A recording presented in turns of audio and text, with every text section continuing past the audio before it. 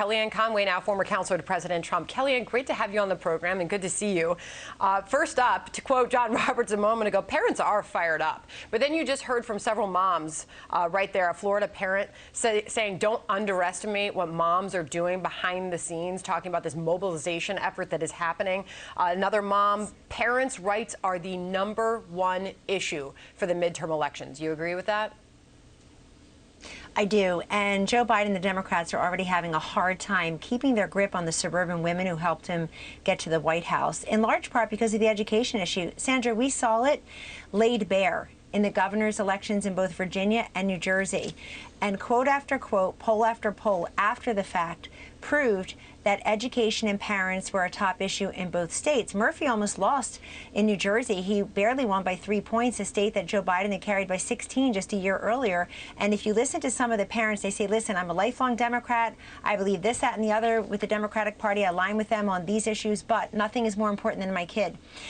I think critical race theory and masking children they're disgraces, but they are symptoms, not causes. What really has parents vexed and perplexed is that the Democratic Party wanted those kids off the campuses and out of the classrooms just a little too long. Screen time is not school time. And if the kids were home just a little too long, it was the moms, Sandra, moms like you and me, who were forced to become the tutors, the teachers, the trainers, and the teachers while we left the workforce. 3 million women were driven out of the workforce at that time, and some of them still have not gone back. So there was just a concentric circular effect of all of this going on, and they know it was the Democratic Party doing that. Look, we're parents. We are not an interest group. We are not purple living in red and blue states. We're parents, and our kids will always be the most important thing to us when we speak and when we vote. We know which party made our kids political pawns. Don't mess with moms, right? And I'll ask you what the political impact will be come the midterm election. As we see this Wall Street Journal article this morning, it grabbed all of our attention. School reopening mess drives frustrated parents toward the GOP. From that, Kellyanne, we pulled several of the quotes from New Jersey parents. And it really stands out what they're saying in that state. Gina says, Democrats have left me so disillusioned. Jennifer says, my party line vote shouldn't be taken for granted anymore. People are capable of rising to the occasion without being mandated by the government. And Rachel says, I knew I wasn't going to vote for Murphy, but wasn't sure if I was going to leave it blank or what. Then I just got angry and I voted Republican all the way down the line. What is the political impact of parents like this come the midterm elections, Kellyanne? The way some of those voters behaved in 2021, Sandra, is how they will vote and behave in 2022. Look, we we converse and collaborate according to what offends us, but we vote according to what affects us. And our children always affect us. And by the way, it's not just parents. Let's give a shout out to grandparents and godparents and not yet parents. Everybody's worried about the kids. Sandra, we've seen all these studies, McKinsey, all the polls of Gen Z. They are telling us that they have lost learning, the emotional and mental connections or mental health concerns, their inability to form and retain relationships with adult teachers in the classroom, other peers.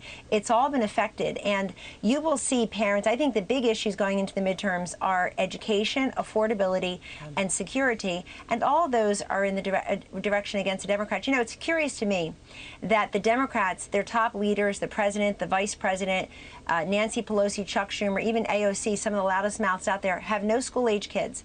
They are not dealing with what so many parents are dealing with on a day-to-day basis, and I think it shows in some of their action and inaction. So I think it could be a big year. Also, one last thing, the ABC News poll, our own poll for the RNC recently, both showed the same thing.